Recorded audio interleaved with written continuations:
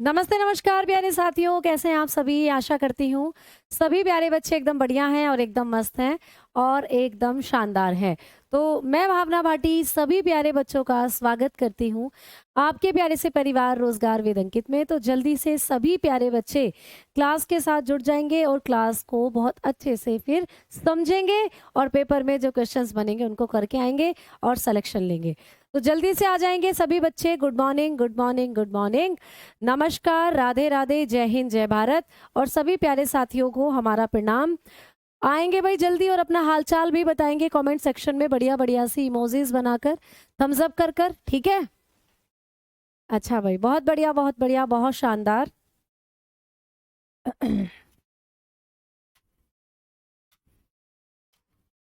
चलिए भाई, आ जाएंगे जल्दी से सभी बच्चे। Good morning, good morning, good morning. तो टॉपिक फिर से हमारा वही है, कोशिका। और कोशिका वाले चैप्टर के अंदर हम पढ़ रहे थे कोशिकांगों को। तो भाई कोशिकांग बहुत सारे हैं और यहाँ से इंपॉर्टेंट पॉइंट आपको सारे बताए जाएंगे। तो फिर से एक बार हम लोग लिखेंगे कोशिकांग, यानी कि सेल ऑर्गेनल्स। तो सेल ऑर्गेनल्स के बारे में हम लोग पढ़ रहे थे बहुत सारी बातें, जिसमें मैं आपको पढ़ा रही थी पहला ही कोशिकांग जिसका नाम था कोशिका भित्ति। तो कोशिका भित्ति जिसको हम सेल वॉल के नाम से भी जानते हैं, कोशिका भित्ति यानी कि सेल वॉल। और मैंने आपको इसके बारे में 2-3 पॉइंट बताए थे पिछली क्लास में कि ये किस किस में पाई जाती है, कवक में, पौधों में और जीवाणु में पाई जाती है। ये पादपों के अंदर, कवक के अंदर और जीवाणु में ही होती है, जंतुओं में नहीं होती है। ये पॉइंट हमने लिख लिया था। तो भाई अब आप लोगों को बात करनी है कि मैम ये पादप में किस पदार्थ की बनी हुई होती है। तो अगर हम पादप में बात करते हैं, प्लांट में बात करते हैं, तो ये बनी होती है सेल्यूलोज की। ये प्रश्न आपको पूछा जाता है, ठीक है। मुख्य पदार्थ क्या है तो आप बताओगे ये सेल्यूलोज की बनी हुई होती है, ठीक है, सेल्यूलोज की बनी होती है। तो ये प्रश्न आता है कि पौधों के अंदर जो कोशिका भित्ति होती है वो किस पदार्थ की बनी होती है। तो आप बताएंगे सेल्यूलोज की बनी हुई होती है, made up of cellulose. Cellulose क्या है तो एक तरीके का कार्बोहाइड्रेट होता है जो सेल्यूलोज होता है, ठीक है। तो पादपों की बात करें तो ये सेल्यूलोज की बनी होती है। अगर हम कवक की बात करते हैं, अगर हम फंगस की बात करते हैं, तो मैम फंगस में किस पदार्थ की बनी हुई होती है ये। तो आपको एग्जाम में क्वेश्चन पूछेगा तो आप बताएंगे, ये आता है बहुत ज्यादा। ये दोनों ही पॉइंट इंपॉर्टेंट है जो आपको एग्जाम में पूछ लिए जाते हैं। तो प्यारे बच्चे, फंगस में ये बनी हुई होती है काइटिन की। तो लिख लीजिएगा, काइटिन की बनी हुई होती है, काइटिन की बनी हुई होती है, ठीक है। काइटिन की बनी होती है। तो कवक जो होते हैं उनमें कभी भी पूछे कोशिका भित्ति किस पदार्थ की बनी हुई होती है तो आप बताएंगे काइटिन की बनी हुई होती है। क्लियर हो गई बात। काइटिन क्या है तो काइटिन भी एक तरीके का कार्बोहाइड्रेट होता है। तो कई बार आपको ये प्रश्न आता है कि पादपों की कोशिका भित्ति किस पदार्थ की बनी है, कवकों की कोशिका भित्ति किस पदार्थ की बनी है। तो पादपों की सेल्यूलोज की बनी होती है, सेल्यूलोज एक कार्बोहाइड्रेट है, और काइटिन की बनी हुई होती है प्यारे बच्चे कवकों की कोशिका भित्ति। अच्छा, ये जो काइटिन है ना, काइटिन कीटों का कंकाल भी बनाता है। जो छोटे छोटे कीट देखते हो, कीटों का कंकाल काइटिन का बना हुआ होता है, ठीक है, कीटों का कंकाल बनाती है। तो काइटिन जो होती है ये कीटों का कंकाल भी बनाती है, इंसेक्ट स्केलेटल। तो जो इंसेक्ट्स आप लोग देखते हो, चैटा हो गया, बिच्छू हो गया, इनका स्केलेटल बनाने का काम भी काइटिन करता है प्यारे बच्चे। तो काइटिन एक कार्बोहाइड्रेट है, इसी से कवक की कोशिका भित्ति बनी होती है और इसी काइटिन से कीटों का कंकाल भी बना होता है। जो आप कॉकरोच देखते हो ना, कॉकरोच की जो भूरी भूरा सा कॉकरोच के ऊपर होता है वो इस काइटिन ही होता है। चैंटे वगैरह देखते हो, इन पर तितली के पंख है ना, तो ये सब काइटिन के बने होते हैं। आगे बात करते हैं कि मैम ये जीवाणु में किस पदार्थ की बनी हुई होती है। अगर आपको पूछ ले कि जीवाणु जो होता है इसमें कोशिका भित्ति किस पदार्थ की बनी हुई होती है, तो जीवाणु के अंदर जो कोशिका भित्ति होती है वो बनी होती है पेप्टाइडोग्लाइकोन की। किसकी बनी होगी भाई तो आप बताओगे पेप्टाइडोग्लाइकोन, पेप्टाइडोग्लाइकोन, ठीक है, पेप्टाइडोग्लाइकोन की बनी होती है। ये भी आपको पूछा जा सकता है, पेप्टाइडोग्लाइकोन, ग्लाइकोन। तो पेप्टाइडोग्लाइकोन की बनी हुई होती है जीवाणुओं की कोशिका भित्ति। अब इसी पेप्टाइडोग्लाइकोन को हम लोग एक और नाम से जानते हैं, इसे हम लोग म्यूरिन भी कहते हैं बेटा, म्यूरिन, म्यूरिन भी कहा जाता है इसको।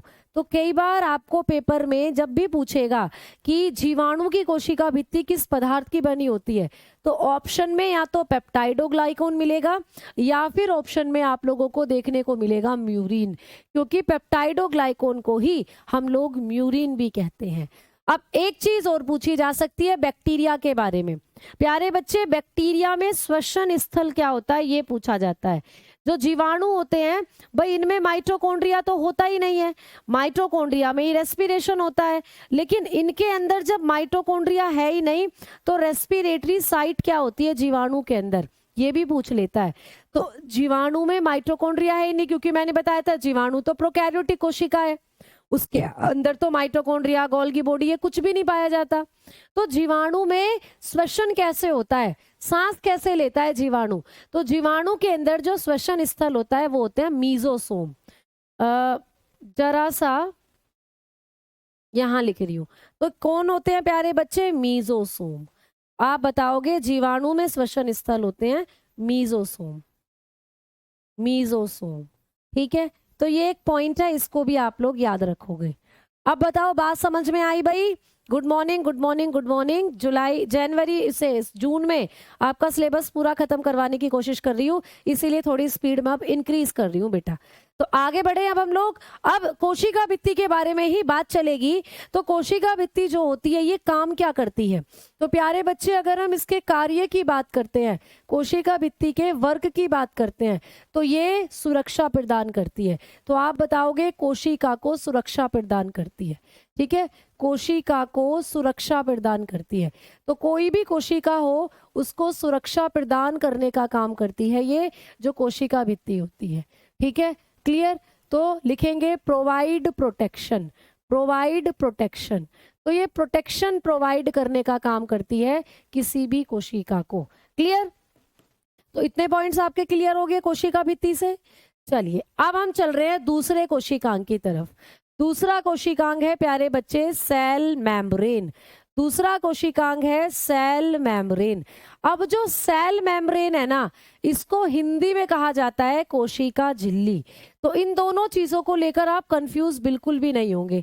अभी अभी जो पढ़ा था वो थी कोशिका भित्ति, देखो ये जो हमने पढ़ा था ये थी कोशिका भित्ति, सेल वॉल। जो अब पढ़ रहे हैं वो है सेल मेम्ब्रेन, कोशिका झिल्ली। दोनों अलग अलग है प्यारे बच्चों। इसी को हम लोग सेल मेम्ब्रेन को और कई नामों से जाना जाता है। इसको हम प्लाज्मा मेम्ब्रेन भी बोलते हैं, प्लाज्मा मेम्ब्रेन। इसी के बहुत सारे नाम है। इसी को हम प्लाज्मा झिल्ली के नाम से भी जानते हैं।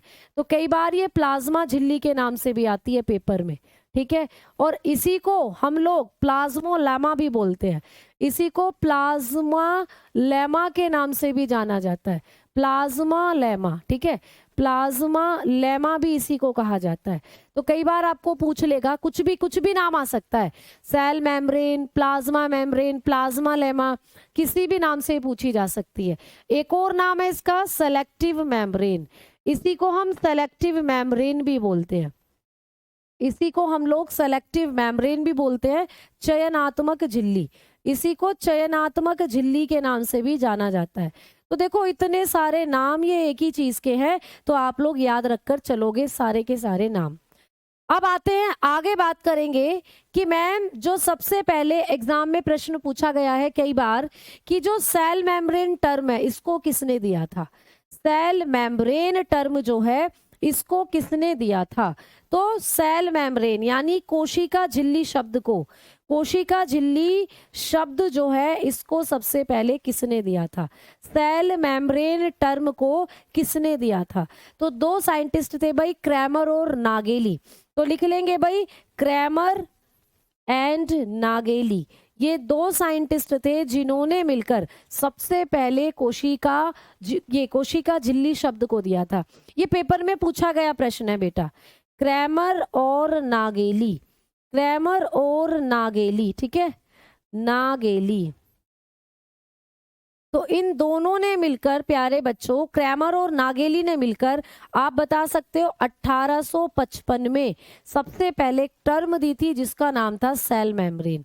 ठीक है, तो ये प्रश्न पूछा जा सकता है। आ जाओ आगे, एक और पॉइंट बताती हूँ। अगर आप लोगों को पूछ ले कि ये जो प्लाज्मा में ये होती है, सेल मेम्ब्रेन होती है, इसको सेल मेम्ब्रेन के नाम से किसने जाना? तो क्रैमर और नागेली ने 1855 में। लेकिन इसी को, सेल मेम्ब्रेन को ही प्लाज्मोलेमा किसने कहा? ये भी पूछा जाता है। तो जो सेल मेम्ब्रेन है इसका नाम प्लाज्मोलेमा किसने दिया? तो कभी भी पूछे आप लोगों को कि प्लाज्मोलेमा टर्म जो है, मैं यहीं पे लिखवा देती हूँ। ठीक है, तो लिख लीजिएगा, मैं यहीं लिखवा रही हूँ। ये जो प्लाज्मोलेमा टर्म है इसको किसने दिया? तो आप बताओगे इसको दिया था J.Q. प्लोवे ने। किसने प्यारे बच्चे? J.Q. प्लोवे ने। J.Q. प्लोवे। तो J.Q. प्लोवे ने कहा था इसको प्लाज्मोलेमा, ये भी पूछा जा सकता है। तो इस शब्द को किसने दिया?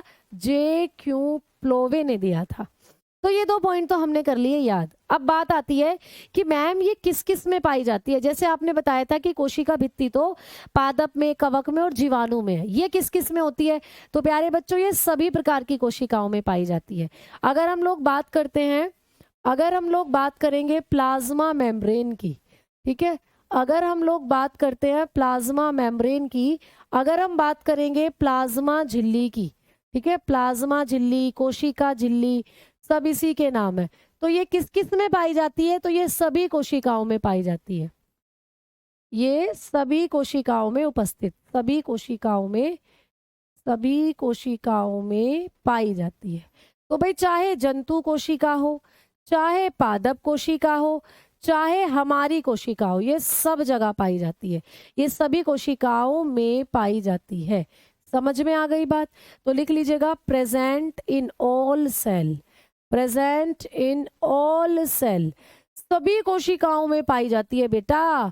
अब सभी के अंदर किस पदार्थ की बनी है? जैसे अभी अभी पढ़ा था कि कोशिका भित्ति सब में अलग अलग बनी हुई थी। भाई पादपों में सेल्यूलोज की बनी थी और कवक में काइटिन की बनी थी, है ना? वैसे ही ये जो कोशिका झिल्ली है ये सब में पाई जाती है। तो सभी में किस पदार्थ की बनी होती है? तो बताएंगे यह फॉस्फोलिपिड की बनी होती है। इसकी बनी होती है, फॉस्फोलिपिड की बनी हुई होती है।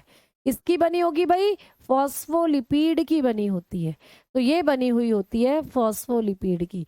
तो प्रश्न आपको आ सकता है कि कोशिका झिल्ली किस पदार्थ की बनी होती है? तो बताना फॉस्फोलिपिड की। ठीक है, it is made up of phospholipid. तो ये बनी हुई होती है फॉस्फोलिपिड की। समझ में आ गई बात? ठीक है, अब जरा सा एक पॉइंट और लिख लो, फिर उसके बाद तुम्हारे डाउट लूंगी कि कुछ बच्चों को क्या दिक्कत आ रही है। ये बनी हुई होती है फॉस्फोलिपिड की। ठीक है, अब फॉस्फोलिपिड बेसिकली क्या है? तो प्यारे बच्चे जो फॉस्फोलिपिड होता है ना, इसमें बेसिकली कार्बोहाइड्रेट भी होता है, प्रोटीन भी होती है ना? तो ऐसे करके आपको पूछ ले कि क्या क्या मटेरियल इसके अंदर मिलते हैं फॉस्फोलिपिड में। तो अगर हम बात करते हैं तो 50% इसके अंदर, सॉरी, अगर आप बात करोगे तो ये जो आप लोगों की प्लाज्मा मेम्ब्रेन होती है इसमें पानी होता है सबसे ज्यादा। क्या होता है? पानी, वाटर का अमाउंट इसमें काफी ज्यादा होता है। ठीक है, लेकिन अगर आप लोगों को पूछ ले कि इसके अंदर क्या क्या चीजें ज्यादा होती हैं, तो 50% में इसके अंदर होगा लिपिड यानी फैट। क्या होगा प्यारे बच्चे? लिपिड, फैट जो होता है। और भैया 50% में ही इसके अंदर होगी प्रोटीन। तो 50% में क्या होता है? लिपिड, और 50% में होती है इसके अंदर प्यारे बच्चे प्रोटीन। लगभग लगभग ये वैल्यू मैंने बताई है। ठीक है, जबकि आपको 1-2% में, या ऐसा समझ लो 5 से 10% में इसमें आपको कार्बोहाइड्रेट भी देखने को मिलता है, कार्बोहाइड्रेट्स भी देखने को मिलता है। अब आप कहोगे मैम 50-50% तो यही हो गया। तो आप लोग बताकर चलोगे कि ये लगभग है वैल्यू, ऊपर नीचे हो सकता है। ठीक है, लगभग वैल्यू है ये, लगभग। अगर ऑलमोस्ट की बात करते हैं तो ऑलमोस्ट आपको पूछा जाता है पेपर में कि लगभग कितना प्रोटीन होता है, कितना लिपिड। तो प्रोटीन और लिपिड ही ज्यादा होता है, इसीलिए इसको बोलते हैं फॉस्फोलिपिड। लेकिन कई बार देखा गया है कि 5 से 10% में कार्बोहाइड्रेट भी होते हैं। तो कभी भी पूछे कार्बोहाइड्रेट कितने हैं, 5 से 10%, प्रोटीन और लिपिड कितने हैं, तो 50-50%, ऐसे बताकर आप लोग चल सकते हो। ठीक है, आगे बात करें, क्लियर, आगे बढ़ रहे हैं भाई। चलो अब हम लोग आगे बात करेंगे, बाकी सिस्टम भी पढ़ाएंगे, पहले इन सब चीजों को कर लो, सब पढ़ाया जाएगा बेटा एक एक करके। अब आओ इसकी बात करते हैं आगे कि मैम ये जो लिपिड होता है, लिपिड की कितनी परतों से बनी हुई होती है, तो ये बाय लेयर्ड होती है बेटा, तो दोहरी झिल्ली परत है, ये दोहरी परत होती है बेटा, ये दोहरी परतीय संरचना है, दोहरी परतीय संरचना होती है।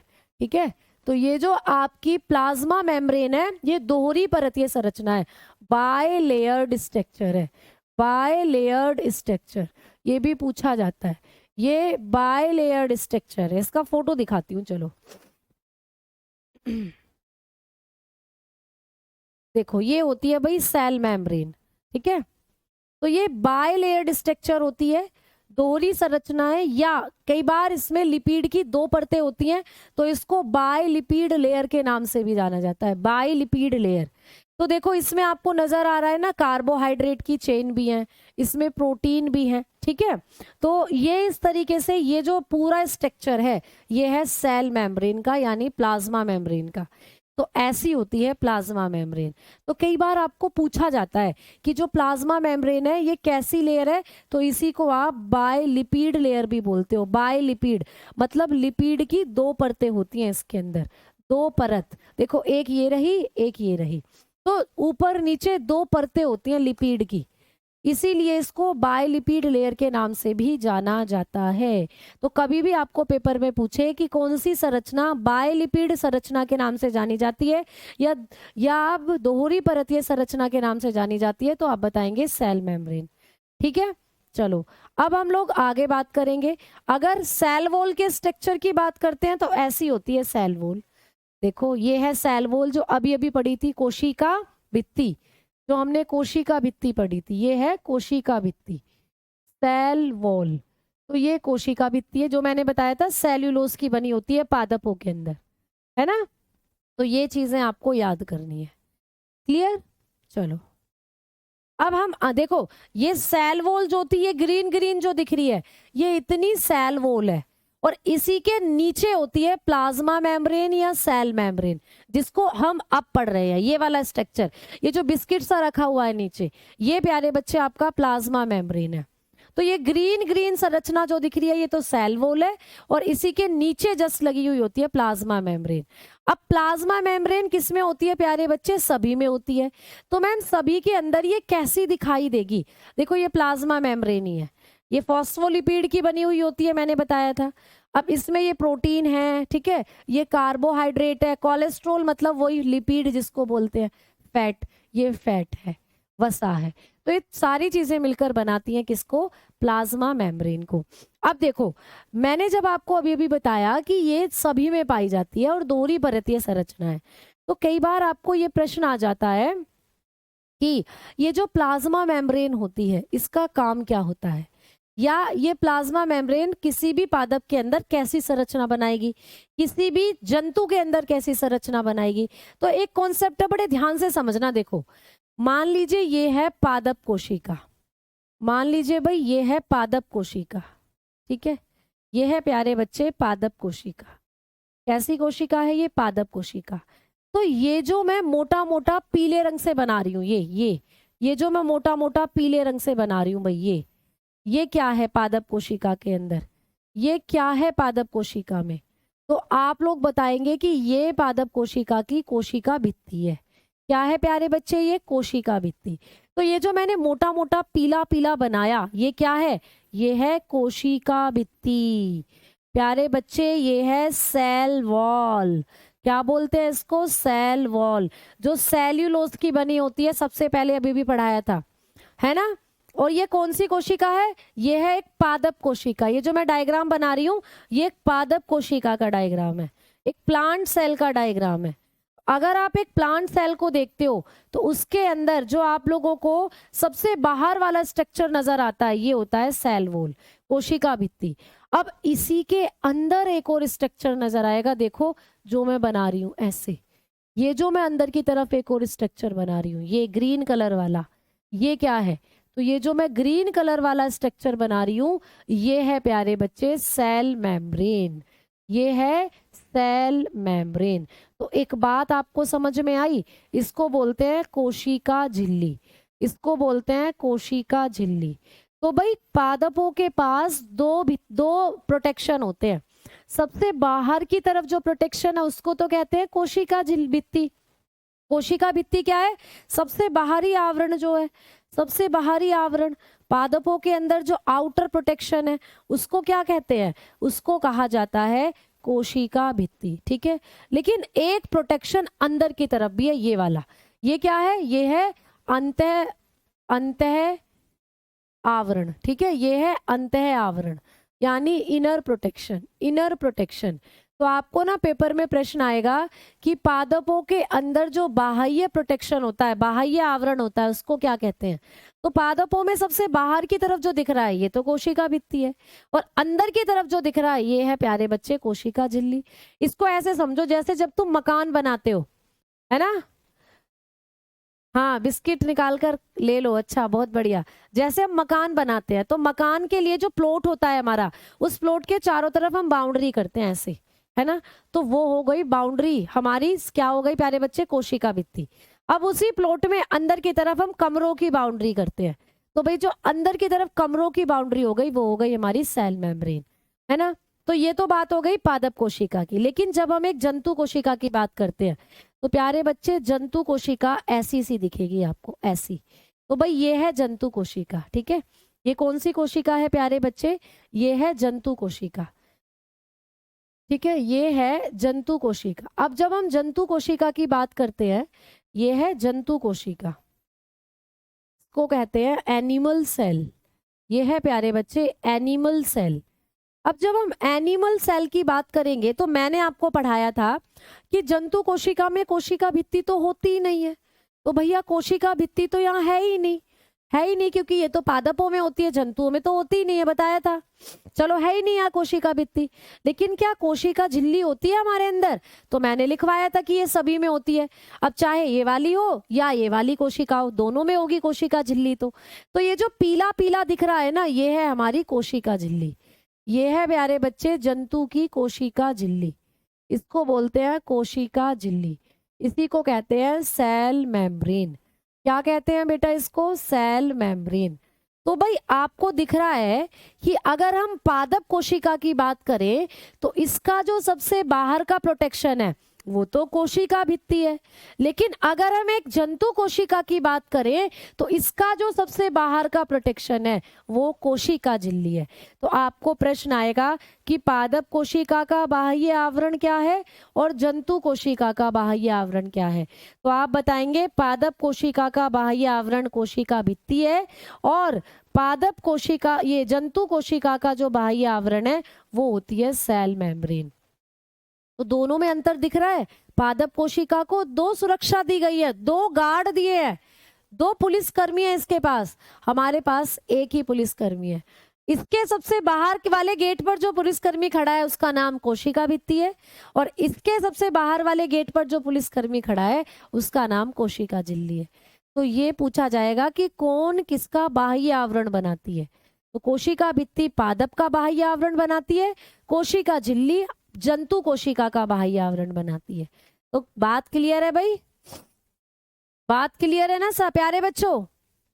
हाँ, बहुत बढ़िया सूरज जी, बहुत बढ़िया, ऐसा ही होना चाहिए। ठीक है, कल क्लास क्यों नहीं हुई बेटा? कल तो संडे था, संडे में तो तुम आराम करते हो, मॉक टेस्ट लगाते हो, कल क्लास इसलिए नहीं हुई। अब समझ में आ गई ना ये बातें? तो यही कॉन्सेप्ट, यही बात आपको एक पॉइंट जो था वो याद करना था। आ जाओ, इस डायग्राम से अब आपको चीजें याद हो गई होंगी। अब हम आगे की तरफ बढ़ेंगे और बात करेंगे कि मैम ये जो कोशिका झिल्ली है इसका काम क्या होता है। तो अब फंक्शन की बात करेंगे कोशिका झिल्ली के।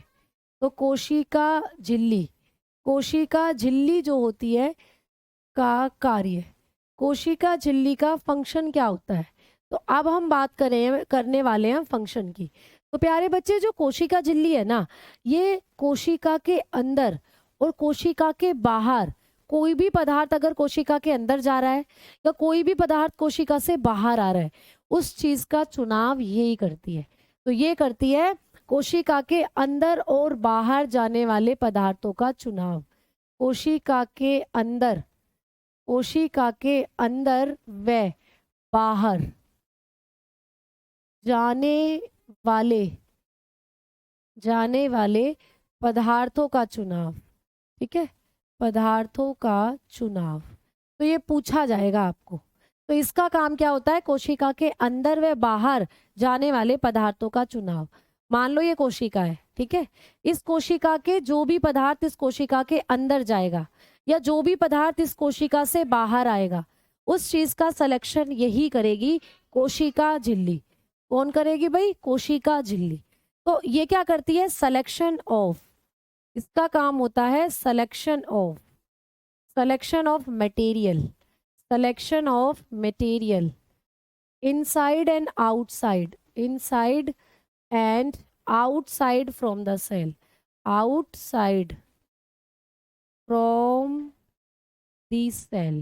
तो कोशिका के अंदर और बाहर जाने वाले पदार्थों का जो चुनाव करती है वो करती है कोशिका झिल्ली। इसीलिए इसका नाम देखो मैंने अभी अभी लिखवाया था, इसीलिए इसको हम सिलेक्शन मेम्ब्रेन के नाम से भी जानते हैं। इसीलिए इसको हम किस नाम से जानते हैं? Selective membrane. इसको हम चयनात्मक झिल्ली भी कहते हैं इसीलिए। ठीक है, तो ये चुनाव करेगी कि कौन कोशिका के अंदर जाएगा, कौन कोशिका के बाहर आएगा। तो इसीलिए इसको कहते हैं चयनात्मक झिल्ली।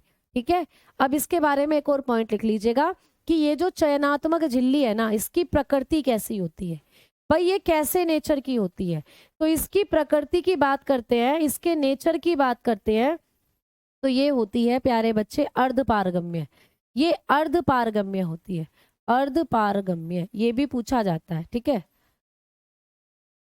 ये होती है अर्धपारगम्य। ठीक है, ये सेमी परमेबल होती है, सेमी परमेबल। ठीक है, ये होती है सेमी परमेबल प्यारे बच्चे, मतलब आधी चीजों को अपने अंदर जाने देगी और आधी चीजों को अंदर नहीं जाने देगी।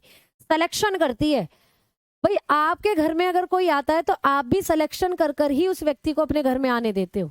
कोई आपके दरवाजे पर आया है, आप उसे जानते ही नहीं हो, तो क्या आप उसे अंदर आने दोगे? नहीं। लेकिन अगर कोई आपके दरवाजे पर आपका कोई रिश्तेदार आया, आप उसे जानते हो, आप उसे अंदर आने दोगे। तो आधे लोगों को ही तो आप अपने अंदर आने देते हो घर में, तो वैसे ही ये भी आधी चीजों को ही कोशिका के अंदर जाने देगी। तो ये अर्धपारगम्य नेचर की होती है, सेमी परमेबल होती है।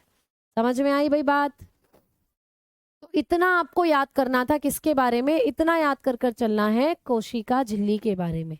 अब आ जाओ अगले कोशिकांग की तरफ बढ़ लिया जाए। तीसरे नंबर का जो कोशिकांग है न्यूक्लियस। तीसरे नंबर का जो कोशिकांग है कोशिका के अंदर न्यूक्लियस यानी कि केंद्रक।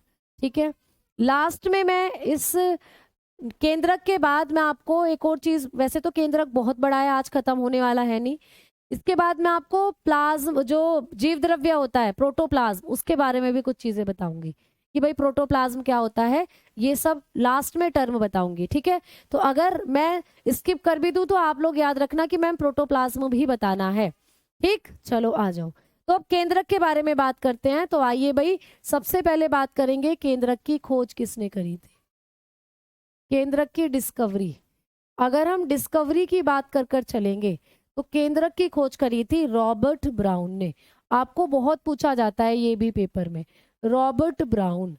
तो केंद्रक की खोज करी थी रॉबर्ट ब्राउन ने 1835 में, 31 में। ठीक है, 1831 में रॉबर्ट ब्राउन ने केंद्रक की खोज करी थी। ठीक, रॉबर्ट ब्राउन। अच्छा, कोशिका को किसने खोजा था? रॉबर्ट हुक ने। और ये है रॉबर्ट ब्राउन, तो दोनों अलग अलग हैं। तो कोशिका की खोज रॉबर्ट हुक ने करी थी, हुक थे वो, ये है ब्राउन, रॉबर्ट ब्राउन। आगे बात करते हैं कि मैम जो केंद्रक होता है इसको किस नाम से जानते हैं? तो कोशिका का मस्तिष्क कहा जाता है इसको। ठीक है, कोशिका का मस्तिष्क कहते हैं भाई। तो केंद्रक को कहा जाता है कोशिका का मस्तिष्क। तो कौन सा कोशिकांग कोशिका का मस्तिष्क कहते हैं? तो कोशिका का मस्तिष्क कहते हैं इसको। ठीक है, तो लिख लीजिएगा ब्रेन ऑफ द सेल, इसको कहा जाता है ब्रेन ऑफ द सेल। जैसे हमारा ब्रेन सारा काम कर रहा है, भाई आपके शरीर में सबसे इंपॉर्टेंट ऑर्गन कौन सा है? आप कहोगे मैम हमारा ब्रेन। वैसे ही एक कोशिका की अगर बात करें, मान लो ये एक कोशिका है, इस कोशिका के सारा कंट्रोल की बात करें तो केंद्रक के पास होगा।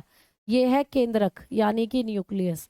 तो एक कोशिका का जो सारा कंट्रोल होता है वो कौन सी संरचना के पास होता है? न्यूक्लियस के पास। तो न्यूक्लियस को ही कहते हैं कोशिका का मस्तिष्क। अगर इस कोशिका का केंद्रक खराब हो गया तो पूरी कोशिका खराब हो जाएगी। अगर हमारा ब्रेन खराब हो गया तो पूरा शरीर खराब हो जाएगा। तो वैसे ही इसको कोशिका का क्या कहा जाता है? मस्तिष्क कहते हैं, ब्रेन ऑफ द सेल। ठीक है। अब ये जो केंद्रक होता है ये कोशिका के अंदर सबसे बड़ा कोशिकांग है। तो लिख सकते हो कोशिका का सबसे बड़ा कोशिकांग। कोशिका का सबसे बड़ा कोशिकांग, सबसे बड़ा कोशिकांग। अगर हम नॉर्मली जर्नली बात करते हैं तो सबसे बड़ा कोशिकांग है कोशिका का। Biggest cell organelle, biggest cell organelle है भाई। ठीक है, बिगेस्ट सेल ऑर्गेनल। क्लियर? आगे बात कर रहे हैं। जो केंद्रक होता है इसमें क्या होता है? तो केंद्रक में कोशिका विभाजन होता है। बेटा जब भी कोई कोशिका अपने आप को दो भागों में तोड़ना शुरू करेगी तो सबसे पहले ये केंद्रक ही टूटता है ऐसे करके। तो केंद्रक में ही कोशिका विभाजन होता है, सेल डिवीजन। जब भी कोई सेल दो भागों में डिवाइड होगी तो सबसे पहले केंद्रक डिवाइड होगा, तो कोशिका विभाजन होता है। ठीक है, कोशिका विभाजन की क्रिया होती है, केंद्रक में ही कोशिका विभाजन की क्रिया होती है। ये प्रश्न पूछा जा सकता है कि किसी भी कोशिका में कोशिका विभाजन की क्रिया कहाँ होती है? तो बताना केंद्रक में। तो लिख लीजिएगा cell division, cell division take place here, take place here. तो यहीं पर कोशिका विभाजन की क्रिया होती है। कहाँ भाई? केंद्रक के अंदर। ठीक है। अब ये जो केंद्रक होता है इसी के अंदर पाए जाते हैं डीएनए और आरएनए। तो प्यारे बच्चों अब बात करेंगे डीएनए की। तो केंद्रक में ही बैठा रहता है कौन? डीएनए। हमने परसों की क्लास में चर्चा करी थी ना डीएनए के बारे में। आनुवांशिक मटेरियल, जेनेटिक मटेरियल होता है डीएनए। तो अब बात चलेगी डीएनए के बारे में। तो भाई आपको कई बार प्रश्न आता है कि पूरी कोशिका में डीएनए कहाँ होता है या पूरी कोशिका का मुख्य डीएनए कहाँ होता है। तो जब हम मुख्य डीएनए की बात करते हैं, मेन डीएनए, वो यही है केंद्रक में। तो लिख लेंगे केंद्रक में कोशिका का मुख्य डीएनए होता है। केंद्रक में कोशिका का मुख्य डीएनए, कोशिका का मुख्य डीएनए पाया जाता है, मुख्य डीएनए पाया जाता है। तो केंद्रक के अंदर पाया जाता है प्यारे बच्चे कोशिका का मुख्य डीएनए। तो लिख लीजिएगा मेन डीएनए, यहाँ लिख रही हूँ main DNA, main DNA of cell. ठीक है, present in nucleus, present in nucleus. तो भाई पूरी कोशिका का जो मुख्य डीएनए है वो कहाँ पाया जाता है? केंद्रक में पाया जाता है। ये केंद्रक है और ये केंद्रक के अंदर बैठा है डीएनए। अब मैडम आपने डीएनए की बात चलाई है तो अब हमें बताओ डीएनए के बारे में। ठीक है भाई, बुक जनरल साइंस के लिए बहुत सारी आती है, आप कोई भी ले सकते हो, हमारी आरडब्ल्यूए पब्लिकेशन की भी है, उसको भी ले सकते हो। ठीक है, तो वो टोटली आपके ऊपर डिपेंड करता है। सबसे ज़रूरी है कि आप पहले अपने कॉन्सेप्ट को क्लियर करें और प्रैक्टिस सेट के लिए आप कोई भी बुक ले सकते हो, वो आपकी मर्जी है। ठीक है, चलो तो अब आ जाओ डीएनए के बारे में बात करते हैं। तो हेडिंग डालेंगे डीएनए। ये सारी चीज़ें भी न्यूक्लियस के अंदर की ही चल रही हैं। तो आ जाओ, न्यूक्लियस में मिलता है डीएनए। तो प्यारे बच्चे हम बात करेंगे डीएनए के बारे में। ठीक है, डीएनए। आओ प्यारे बच्चे, सबसे पहले बात करेंगे कि डीएनए की खोज किसने करी थी, डीएनए की डिस्कवरी। अगर हम डीएनए की डिस्कवरी की बात करते हैं तो एक साइंटिस्ट जिनका नाम है फ्रेडरिच मिशर। ठीक है, लिख लीजिएगा फ्रेडरिक फ्रेडरिक फ्रेडरिक मिशर। ठीक है, इनको बोलते हैं फ्रेडरिक मिशर। तो इन्होंने सबसे पहले फ्रेडरिक मिशर, तो इन्होंने क्या करा था? सबसे पहले डीएनए की खोज करी थी। ठीक है, तो डीएनए की खोज किसने करी थी? फ्रेडरिक मिशर ने। ठीक है, अब जो डीएनए होता है इसकी संरचना कैसी होती है? कभी भी पूछे डीएनए कैसा दिखता है, डीएनए का स्ट्रक्चर कैसा होता है, तो डीएनए जो होता है इसकी संरचना होती है डबल हेलिक्स। अभी दिखाऊंगी, पहले लिख लो। डीएनए की जो संरचना है वो होती है द्विकुंडलित। ठीक है, तो द्विकुंडलित होता है डीएनए, डबल हेलिक्स होता है डीएनए, डबल हेलिक्स। ठीक है, अब मैम डबल हेलिक्स का मतलब, तो देखो तुम्हारा जो डीएनए है ना वो ऐसे से दिखेगा, ऐसे, मतलब दो सांप से रहेंगे। एक ये है सांप इस तरीके से, और दूसरा ये है इस तरीके से, ऐसा दिखता है तुम्हारा डीएनए।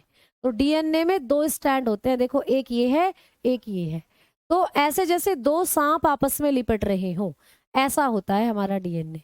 तो डीएनए द्विकुंडलित संरचना है, डबल हेलिक्स। अब डीएनए द्विकुंडलित संरचना है, इस बात को किसने बताया? ये भी पूछा जाता है कि डीएनए की जो संरचना है ये दोहरी झिल्ली, दो कुंडलियों से बनी संरचना है, इस बात को किसने बताया था? तो इस बात की जो खोज करी थी, डीएनए का जो डबल हेलिक्स स्ट्रक्चर खोजा था, डीएनए की जो डबल हेलिक्स स्ट्रक्चर की डिस्कवरी करी थी, वो करी थी दो साइंटिस्ट ने। कौन कौन से? वाटसन और क्रिक। ये भी आपको पूछा जाता है, वाटसन और क्रिक।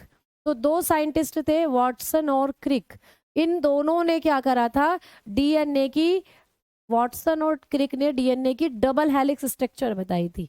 ठीक है, वाटसन एंड क्रिक।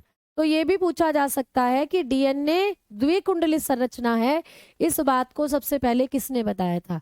तो आप बताएंगे वाटसन और क्रिक ने बताया था प्यारे बच्चों। ठीक है, कब बताया था ये पूछ ले आप लोगों को, तो आप बता सकते हो 1953 के आसपास डीएनए की डबल हेलिक्स स्ट्रक्चर के बारे में जो बताया था वो वाटसन और क्रिक ने बताया था। प्यारे बच्चे, जो वाटसन है ना, इनको हम फादर ऑफ डीएनए भी बोलते हैं, इनको हम लोग फादर ऑफ डीएनए के नाम से भी जानते हैं। फादर ऑफ डीएनए, डीएनए के पिता इन्हीं को कहते हैं। डीएनए के पिता किसको? बेटा वाटसन को। तो जो वाटसन जी हैं इनको कहा जाता है डीएनए के पिता। फादर ऑफ डीएनए किसको कहते हैं? वाटसन को कहते हैं। अब बात समझ में आई आप लोगों को? ठीक है, यहाँ भी कई बार पूछ लेता है। तो 1869 के आसपास डीएनए की खोज की थी फ्रेडरिक मिशर ने। 18, वैसे ईयर तो नहीं आते हैं, ईयर 2-4 आते हैं, जैसे कोशिका का ईयर, केंद्रक की डिस्कवरी का ईयर, ये सब थोड़ा याद रख लेना, बाकी फिर भी मैंने आपको लिख दिए हैं। तो आगे बात करें भाई डीएनए के बारे में, इतनी बातें समझ में आई। अब बात करेंगे मैम डीएनए की फुल फॉर्म क्या होती है, तो आ जाओ, अब डीएनए की फुल फॉर्म की बात चलेगी। तो डीएनए जो होता है इसकी जो फुल फॉर्म होती है, डीएनए का जो पूर्ण रूप होता है वो क्या है? तो डीएनए की जो पूर्ण रूप है, फुल फॉर्म, अब इंग्लिश में तो आप लिख ही सकते हो फुल फॉर्म, चलो मैं ही लिख देती हूँ। तो डीएनए की जो फुल फॉर्म है ये होती है deoxy ribo nucleic acid. Deoxy ribo nucleic acid. तो भाई डीएनए और आरएनए जो है ना ये न्यूक्लिक एसिड होते हैं। तो डीऑक्सी राइबो न्यूक्लिक एसिड ये होती है डीएनए की फुल फॉर्म। ठीक है, तो ये क्या है, ये कौन से एसिड है? कभी आपको पूछ ले तो बताना न्यूक्लिक एसिड होते हैं। तो हिंदी में भी लिख सकते हैं भाई deoxy, deoxy ribo, deoxy ribo nucleic अम्ल, न्यूक्लिक अम्ल। तो डीएनए और आरएनए न्यूक्लिक अम्ल होते हैं बेटा। तो डीएनए और आरएनए क्या है? न्यूक्लिक अम्ल है। तो डीएनए की full form deoxy ribo nucleic acid. अभी आरएनए के बारे में तो बात कर ही नहीं रहे, अभी छोड़ दो उसे, उसकी फुल फॉर्म होती है राइबो न्यूक्लिक एसिड, उसको बाद में बताऊंगी जब आरएनए पढ़ेंगे। अभी हम सारे पॉइंट डीएनए के बारे में पढ़ रहे हैं। ठीक है, तो एक एक करके ये तीनों पॉइंट क्लियर है ना आप लोगों के? जल्दी से बताओ बेटा। सिलेबस खत्म होगा, मैं प्रैक्टिस सेट लगवाऊंगी। ठीक है, हो सकता है 10 दिन पहले, सिलेबस खत्म होने से 10 दिन पहले या इस महीने के जून के लास्ट में 20 तारीख के आसपास कोशिश करूंगी कि मैं प्रैक्टिस सेट कराऊं और 10 बेहतरीन प्रैक्टिस सेट आपको करा दूं। ठीक है, चलो जल्दी से बताओ। तो फुल फॉर्म क्या होती है? फुल फॉर्म होती है प्यारे बच्चे, आप लोग बताएंगे कि डीऑक्सी राइबो न्यूक्लिक एसिड। ठीक है, भैया रॉबर्ट को ऐसे लिख लो या तुम्हारी मर्जी है, ऊपर चांद की बिंदी लगाकर लिख लो। बात ये है समझ में आना चाहिए, ठीक है। बात ये है प्यारे बच्चे, समझ में आना चाहिए। आ जाओ, अब हम लोग आगे बात कर रहे हैं। अब आगे बात करेंगे तो डीएनए के ही कुछ और पॉइंट मैं आपको बताऊंगी। प्यारे बच्चे, जो हमारा डीएनए होता है ना, डीएनए को हम लोग क्या कहते हैं? डीएनए के जो कोडिंग सेगमेंट होते हैं, सीधा सीधा प्रश्न आता है, coding segment of DNA, coding segments of DNA. तो डीएनए के अंदर कुछ कोडिंग सेगमेंट लगे हुए होते हैं, ठीक है। तो लिख सकते हो डीएनए के खंड। तो डीएनए के जो खंड, डीएनए के खंड के कोड जो होते हैं, कोड, उनको हम किस नाम से जानते हैं? तो ये भी प्रश्न आपको सीधा सीधा एग्जाम में आता है कि डीएनए के कोडिंग सेगमेंट को क्या कहा जाता है। तो डीएनए के कोडिंग सेगमेंट को कहते हैं एक्सोन। क्या कहते हैं प्यारे बच्चे? एक्सोन। व्यक्तिक, व्यक्तिक इनको कहा जाता है, ठीक है। व्यक्तिक, तेक इनको हिंदी में बोलते हैं व्यक्तिक, लेकिन इंग्लिश में बोलते हैं एक्सोन। तो आप लोग ना एक्सोन ही याद रखना, क्योंकि मोस्टली ये बहुत कम आता है। हिंदी में ही एक्सोन लिखा आ जाता है ऐसे, हिंदी में ही एक्सोन लिखा आ जाता है ऐसे। ये बहुत डिफिकल्ट सा वर्ड है, तो बहुत कम बुक्स में ही दिया हुआ होता है, आपको एक्सोन ही याद रखना है। तो डीएनए के जो खंड होते हैं उनको हम एक्सोन कहते हैं। अब मैम समझ नहीं आया कि डीएनए के सेगमेंट कौन से होते हैं। अभी मैं आपको डीएनए का फोटो दिखाऊंगी। डीएनए के फोटो पर ना कुछ सेगमेंट होते हैं, चलो दिखा देती हूँ यहीं, कोई बात नहीं। कोड ऑफ डीएनए दिखा देती हूँ, कोड ऑफ डीएनए। तो जब हम डीएनए के कोड की बात करते हैं, तो डीएनए जो होता है इसके बीच बीच में कुछ कोड मिलते हैं तुम्हें, देखो ऐसे। जैसे कि कौन सा स्ट्रक्चर दिखाऊं, ये देखो, ये डीएनए है। इसमें तुम्हें डीएनए के आसपास या डीएनए के स्ट्रक्चर पर, जो डीएनए की संरचना होती है उस पर कुछ कोड मिलेंगे। यहाँ पर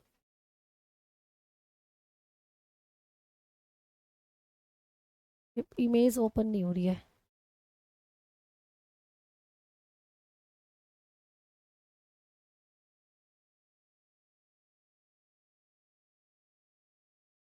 कोई क्लियर सी इमेज हो ना, मैं आपको दिखाऊं।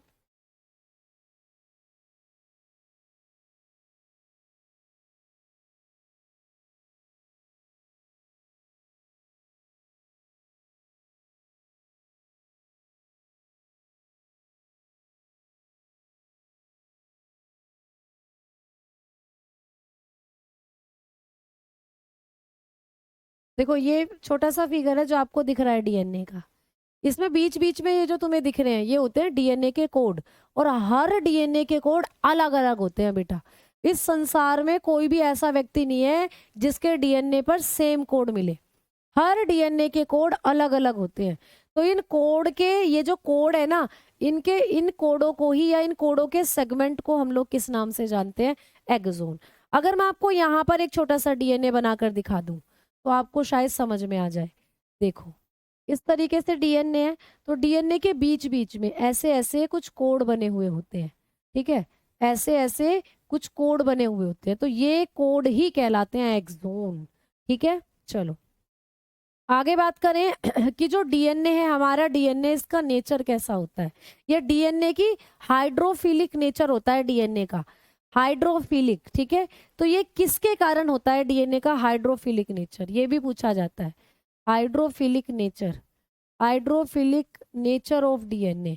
ये भी क्लियर आता है क्वेश्चन, ठीक है, कि जो हमारा डीएनए है इसका हाइड्रोफिलिक नेचर कैसा होता है, हाइड्रोफिलिक नेचर किसके कारण होता है, ठीक है। तो लिख सकते हो हाइड्रोफिलिक, हाइड्रोफिलिक प्रकृति, ठीक है। तो डीएनए की हाइड्रोफिलिक प्रकृति ऐसे लिख सकते हो। डीएनए की जो हाइड्रोफिलिक प्रकृति है वो किसके कारण होती है? बहुत बहुत से हाइड्रोजन बॉन्ड के कारण, बहुत से हाइड्रोजन बॉन्ड के कारण, हाइड्रोजन बंधों के कारण। प्यारे बच्चे जो आपका डीएनए है, तो डीएनए में ना बहुत सारे हाइड्रोजन बॉन्ड होते हैं। जैसे बीच बीच में ये बॉन्ड दिख रहे हैं तुम्हें, ये हाइड्रोजन बॉन्ड है। तो डीएनए में बहुत सारे हाइड्रोजन बॉन्ड होते हैं। तो आप लोग को एग्जाम में पूछेगा कि हाइड्रोफिलिक नेचर जो होता है, हाइड्रोफिलिक, देखो दो चीजें होती हैं, हाइड्रोफोबिक, हाइड्रोफिलिक। हाइड्रोफोबिक जो पानी से अलग जाए, हाइड्रोफिलिक जो पानी को खींचे। तो जो डीएनए है इसका जो नेचर होता है वो हाइड्रोफिलिक होता है, मैनी हाइड्रोजन बॉन्ड। तो इसके due to many hydrogen bond, तो बहुत सारे हाइड्रोजन बॉन्ड होते हैं इसके अंदर, जिसकी वजह से इसका जो नेचर है वो कैसा हो जाता है, हाइड्रोफिलिक हो जाता है। तो आपको सीधा पॉइंट आता है एग्जाम में कि डीएनए की हाइड्रोफिलिक नेचर किसके कारण होती है, आप आंसर लगा के आओगे बहुत से हाइड्रोजन बॉन्ड के कारण। ठीक है, चलो आगे बात करें। प्यारे बच्चे, डीएनए को ना हम लोग एक नाम से जानते हैं, डीएनए को कहा जाता है प्राकृतिक ज्वाला मंदक, ये भी पूछा जाता है, तो लिख लीजिएगा डीएनए को प्राकृतिक ज्वाला मंदक कहते हैं। डीएनए को प्राकृतिक ज्वाला मंदक, प्राकृतिक ज्वाला मंदक के नाम से जाना जाता है, प्राकृतिक ज्वाला मंदक भी कहते हैं। तो डीएनए जो है इसको प्राकृतिक ज्वाला मंदक भी कहते हैं बेटा। तो लिख लीजिएगा इसको किस नाम से जानते हैं, फ्लेम रेजिस्टेंट, फ्लेम रिटार्डेंट या रेजिस्टेंट कुछ भी लिख सकते हो। ठीक है, तो हम लोग इसको फ्लेम रिटार्डेंट के नाम से भी जानते हैं जो डीएनए होता है।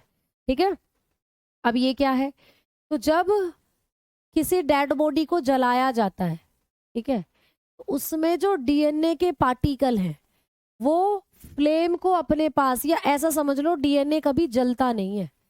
आप किसी की डेड बॉडी की राख से भी उसकी पहचान कर सकते हो कि ये किसकी डेड बॉडी है। तो ऐसा इन शॉर्ट सामान्य भाषा में ऐसा समझकर चलो कि डीएनए आग से भी नहीं जल सकता। अगर किसी की डेड बॉडी जल गई है, जैसे कहीं आग लग गई है और किसी की डेड बॉडी जल गई है, तो किसी को शक है कि वो हमारी रिलेशन का कोई व्यक्ति है या ऐसा कुछ है, तो उस डेड बॉडी, उस राख से भी डीएनए टेस्ट कराया जा सकता है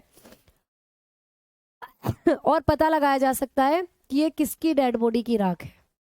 तो डीएनए ज्वाला मंदक भी है प्यारे बच्चे। ठीक है, आगे बात करें, चलो आगे हम लोग बढ़ेंगे। तो जो हमारा डीएनए होता है ना प्यारे बच्चे, डीएनए के बारे में और क्या क्या बातें हैं जो हम लोग पढ़ सकते हैं। जैसे कि आपको मैंने बताया ही है कि डीएनए क्या होता है, जेनेटिक मटेरियल है, जेनेटिक मटेरियल। ठीक है, कभी भी पूछे जेनेटिक मटेरियल किसको कहा जाता है, आनुवांशिक पदार्थ किसको कहा जाता है, तो आनुवांशिक पदार्थ जो हम लोग बोलते हैं वो होता है डीएनए, ये बात भी याद रखोगे। ठीक है, अब मैं आगे बढ़ रही हूँ भाई। तो इतने सारे पॉइंट आपने डीएनए के बारे में याद करे। अब यहाँ से जो प्रश्न बनेगा ना वो ये कि डीएनए का जो स्ट्रक्चर है ना वो कैसे बनता है या क्या होता है डीएनए के अंदर। तो कुछ पॉइंट और लिखवा देती हूँ, फिर स्ट्रक्चर बताती हूँ। जब भी हम डीएनए की बात करते हैं तो डीएनए के अंदर बनते हैं कुछ एंजाइम। ठीक है, जैसे दो एंजाइम पेपर में पूछे जाते हैं। एक एंजाइम है डीएनए कटर, आपको पूछेगा डीएनए कटर एंजाइम किसको कहते हैं, डीएनए कटर एंजाइम। ठीक है, यानी ऐसा एंजाइम जो डीएनए को काट सकता है, डीएनए को काटने वाला एंजाइम। ठीक है, ये पूछा जाएगा आप लोगों को, डीएनए को काटने वाला एंजाइम कौन सा होता है, डीएनए कटर किस एंजाइम को कहा जाता है, तो आप लोग बताएंगे रेस्ट्रिक्शन एंजाइम। ठीक है, रेस्ट्रिक्शन एंजाइम। तो रेस्ट्रिक्शन एंजाइम होता है जिसको कहा जाता है डीएनए कटर। ठीक है, रेस्ट्रिक्शन, रेस्ट्रिक्शन एंजाइम जो होता है, रेस्ट्रिक्शन विकार, इसको कहा जाता है डीएनए कटर के नाम से जाना जाता है। ठीक है, अब मैम ये जो रेस्ट्रिक्शन एंजाइम है ये क्या काम करता है, तो भाई कटर, कटर कैंची भी बोलते हैं इसको डीएनए की, कई बार कैंची के नाम से भी आ जाता है। तो डीएनए की सीजर या डीएनए का कटर या डीएनए कैंची किसको कहते हैं, रेस्ट्रिक्शन एंजाइम को कहते हैं। ये क्या करता है, तो डीएनए के सेगमेंट को काटता है।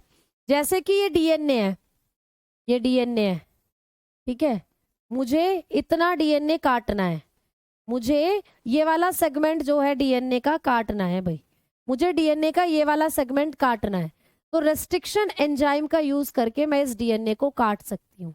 तो सीधी सीधी बात है, कटर डीएनए को काटने वाला एंजाइम है, डीएनए को काटता है रेस्ट्रिक्शन एंजाइम। अब एक और पॉइंट आ सकता है, भाई ये कट गया है तो मुझे ये जोड़ना है, अब किसी दूसरे डीएनए के साथ जाकर। तो अब जुड़ेगा कैसे? तो डीएनए को जोड़ने वाला एंजाइम कौन सा है? डीएनए को जोड़ने वाला एंजाइम, डीएनए के सेगमेंट को जोड़ने वाला एंजाइम कौन सा है? ठीक है, ये पूछ ले। तो डीएनए के जो सेगमेंट होते हैं, टूटे हुए सेगमेंट, उनको जोड़ने वाला enzyme, joint segment of DNA, joint segment of DNA. तो डीएनए के सेगमेंट को जोड़ने वाला एंजाइम है लाइगेज एंजाइम। ये भी बहुत आता है, DNA ligase, DNA ligase enzyme. तो ये भी पूछा जाता है कि डीएनए के सेगमेंट को जोड़ने वाला एंजाइम, डीएनए, डीएनए लाइगेज। तो डीएनए लाइगेज क्या कर रहा है? डीएनए के टूटे खंडों को जोड़ रहा है, और भैया रेस्ट्रिक्शन क्या कर रहा है? डीएनए के खंडों को तोड़ रहा है। अब बताओ, इतनी कहानी समझ में आई भाई? हाँ, डीएनए में कौन सी प्रोटीन होती है? डीएनए के अंदर हिस्टोन प्रोटीन होती है, ठीक है। या ये पूछ ले आप लोगों को कि भाई जो डीएनए होता है, इसमें कौन सी शर्करा पाई जाती है? तो पेंटोज शर्करा। डीएनए में कौन सी शर्करा पाई जाती है? ये भी पूछा जाता है। तो अगर हम डीएनए के अंदर शर्करा की बात करते हैं, कौन सी शुगर प्रेजेंट होती है? तो आप बताओगे पेंटोज शुगर, ठीक है। पेंटोज शर्करा पाई जाती है डीएनए में, पेंटोज शर्करा। तो डीएनए में पाई जाती है पेंटोज शुगर। तो डीएनए के अंदर होती है पेंटोज शुगर, ठीक है। और प्रोटीन, हिस्टोन प्रोटीन। हमारे डीएनए में हिस्टोन प्रोटीन है, वो मैंने आपको प्रोकैरियोटिक यूकैरियोटिक में लिखवाया था। अब हम आगे बात करेंगे, मैम जो डीएनए होता है, इस डीएनए की स्ट्रक्चर बताओ अब। यानी डीएनए का जब निर्माण होता है तो बीच बीच में जो आपने कोड बताए थे, इन कोड को क्या कहा जाता है? तो इन कोड को वैसे तो हम एक्सोन कहते हैं, लेकिन ये कोड मैम बने हुए किसके होते हैं? तो आइए भाई बात करते हैं डीएनए की संरचना की, डीएनए की संरचना, ठीक है। अब एक क्वेश्चन आता है पेपर में, पहले सुनना। एक क्वेश्चन आता है कि हमारे अंदर, मैंने क्या कहा, डीएनए का आनुवांशिक पदार्थ है। तो किसी भी बच्चे के अंदर जो चेंजेस होते हैं, या किसी भी बच्चे के अंदर जो भी मतलब कैरेक्टर आते हैं, यानी कि कुछ भी समझ लो, आनुवांशिक लक्षण जो मम्मी पापा से बच्चे में जा रहे हैं, तो वो जब जा रहे हैं तो वो डीएनए के कारण ही जा रहे हैं। अब हमारे अंदर कोई चेंज हो जाए, मान लीजिए अचानक से हमारे शरीर पर बहुत सारे बाल उग जाए, अचानक से हमारी नाक इतनी लंबी हो जाए, तो ये जो चेंजेस आ रहे हैं ना किसी के अंदर भी, वो डीएनए के कारण आ रहे हैं। तो कभी भी पेपर में क्वेश्चन आए कि किसी भी व्यक्ति की शारीरिक संरचना में या किसी भी व्यक्ति के अंदर कोई भी विकार उत्पन्न होता है, तो इसके लिए कौन जिम्मेदार है? तो आप बताओगे डीएनए, ठीक है। तो डीएनए ही करता है प्यारे बच्चे हमारे अंदर ये सारी चीजें। समझ में आई बात? ठीक है, आगे बढ़ रही हूं। अब आप लोगों को कभी भी पूछे जो डीएनए है इसकी संरचना कैसी होती है, तो आओ भाई बात करते हैं संरचना की। जो डीएनए होता है, इसका जो स्ट्रक्चर होता है, स्ट्रक्चर ऑफ डीएनए, डीएनए की स्ट्रक्चर बनी हुई होती है नाइट्रोजिनस बेस से। किससे बनी होती है? नाइट्रोजिनस क्षार। डीएनए की संरचना में पाए जाते हैं नाइट्रोजिनस क्षार, नाइट्रोजिनस क्षार, ठीक है। क्या होते हैं डीएनए की संरचना में? नाइट्रोजिनस क्षार, नाइट्रोजिनस बेस, नाइट्रोजिनस बेस पाए जाते हैं डीएनए की संरचना में। अच्छा एक बात बताओ मुझे, डीएनए कौन सा अम्ल है? अभी अभी बताया डीएनए न्यूक्लिक एसिड है, बताया था ना। डीएनए की फुल फॉर्म होती है डीऑक्सी राइबो न्यूक्लिक एसिड। तो डीएनए खुद तो एक एसिड है, लेकिन उसके दोनों तरफ लगे हुए हैं बेस। तो डीएनए जो बनाया है, डीएनए की जो संरचना बनी है, वो किससे बनी है? तो आप बताना, नाइट्रोजिनस क्षार से बनी है। डीएनए की संरचना बनाने का काम करते हैं नाइट्रोजिनस क्षार। मैम नाइट्रोजिनस क्षार कितने प्रकार के होते हैं? तो ये होते हैं 2 प्रकार के। कौन कौन से होते हैं? एक है प्यूरीन, बड़े आराम से समझना भाई इन्हें, प्यूरीन, ठीक है। एक है प्यारे बच्चे प्यूरीन, और दूसरा है पायरमिडीन। नाम आपने सुने होंगे, पायरमिडीन। तो डीएनए जो होता है ये 2 तरीके के, पायरीमिडीन, 2 तरीके के नाइट्रोजिनस क्षारों से मिलकर बना होता है ना, प्यूरीन और पायरमिडीन। मैम प्यूरीन क्या है और पायरिमिडीन क्या है, कभी ये पूछ ले तो भैया दोनों के दोनों नाइट्रोजिनस क्षार हैं। तो नाइट्रोजिनस क्षार डीएनए की संरचना बनाते हैं और ये कितने होते हैं, 2 होते हैं, प्यूरीन पायरिमिडीन। मैम प्यूरीन कितने हैं, तो प्यारे बच्चे प्यूरीन भी 2 प्रकार के होते हैं, प्यूरीन भी 2 प्रकार के होते हैं। कौन कौन से, एक होता है एडिनिन, एडिनिन, ठीक है, एडिनिन, एक है प्यारे बच्चे एडिनिन जिसको हम ए से लिखते हैं, ए से लिखते हैं, और दूसरा है ग्वानिन, दूसरा है ग्वानिन, ठीक है, दूसरा है ग्वानिन। तो भाई नाइट्रोजिनस क्षार 2 प्रकार के हैं, प्यूरीन और पायरिमिडीन। मैम प्यूरीन कितने होते हैं, तो प्यूरीन भी 2 हैं और पायरिमिडीन भी 2 हैं। प्यूरीन कौन कौन से होते हैं ये पूछ ले तो बताओगे एडिनिन और ग्वानिन, ग्वानिन को हम जी से लिखते हैं ऐसे करके। तो ए जी पूरी खाओगे क्या, मैंने कैसे ट्रिक से याद करे थे ये कि भाई नाइट्रोजिनस क्षार 2 है, प्यूरीन और पायरिमिडीन। अब प्यूरीन में कौन कौन से आते हैं, पेपर में कंफ्यूज हो जाते हैं, तो ऐसे याद रखना एजी बोलते हैं ना कई बार हम अपने हस्बैंड को, एजी सुनते हो, तो इस बार तुम्हें क्या बोलना है, एजी पूरी खाओगे, पूरी प्यूरीन से बन गया पूरी, ए जी पूरी खाओगे। तो ए और जी यानी A for adenine G for guanine भाग होते हैं प्यूरीन का, ठीक है, और जो 2 बचे वो अपने आप याद आ जाएंगे, वो पायरिमिडीन का भाग होते हैं। तो पायरिमिडीन भी 2 हैं, एक तो होगा प्यारे बच्चे थाइमीन, एक तो होता है थाइमीन, और एक होता है प्यारे बच्चे साइटोसिन, एक होता है साइटोसिन, ठीक है, साइटोसिन। तो आपको कभी भी पूछ ले कि साइटोसिन और थाइमीन किस प्रकार के नाइट्रोजिनस क्षार हैं, तो आंसर लगा के आओगे पायरिमिडीन के पार्ट होते हैं ये। और आपको पूछ ले एडिनिन और ग्वानिन किसके भाग हैं, तो बताना एडिनिन के भाग होते हैं ये। समझ में आई बातें, ठीक है, राम राम भैया जी, राम राम। एग्जाम कब तक हो सकता है, अभी तो जुलाई में एक्सपेक्टेड है लेकिन कंफर्म नहीं है, ठीक है। तो ये चीजें आपको पूछी जाती हैं। कल की क्लास में मैं आपको एडिनिन और ग्वानिन के बारे में बताऊंगी और साइटोसिन और थाइमीन के बारे में, यानी डीएनए का एक स्ट्रक्चर जहां से आपको प्रश्न बेसिकली बनता है। तो ये सारी चीजें कल की क्लास में हम लोग पढ़ेंगे, और कल की ही क्लास में मैं आप लोगों को आगे की तरफ और भी चीजें बताकर चलूंगी, ठीक है। तो आरएनए करेंगे और फिर न्यूक्लियस जो है ना केंद्रक, उसमें बेसिकली डीएनए और आरएनए है जो थोड़ा डिटेल में पढ़ते हैं। उसके बाद आप लोगों का माइटोकॉन्ड्रिया और बाकी के कोशिकांग, यानी कल नहीं अभी 2 दिन और आपका सेल टॉपिक चलेगा, क्योंकि अभी बहुत से कोशिकांग है जो बचते हैं, कोशिश करूंगी कल ही हो जाए, ठीक है प्यारे बच्चे। चलो तो भाई धन्यवाद, नमस्कार। रेलवे में जाएंगे तब एजी बोलने वाली आएगी, हाँ भैया जरूरी नहीं है रेलवे में ही बोलने वाली आएगी, किसी भी सरकारी जॉब में जाओगे तो एजी बोलने वाली तो आएगी ही आएगी, है ना भाई। पीडीएफ डलवा देना, हाँ जी बिल्कुल पीडीएफ डल जाएगी, कोई दिक्कत नहीं है।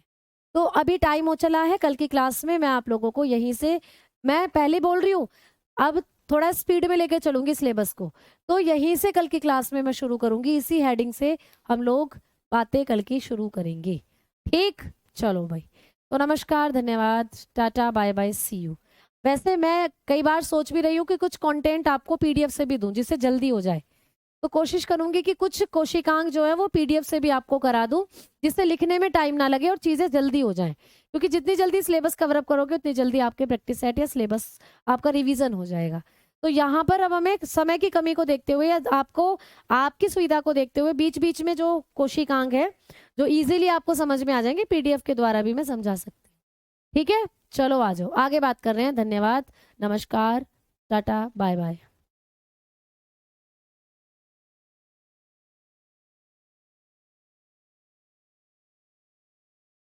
बेटा डॉक्टर को दिखाओ भारत।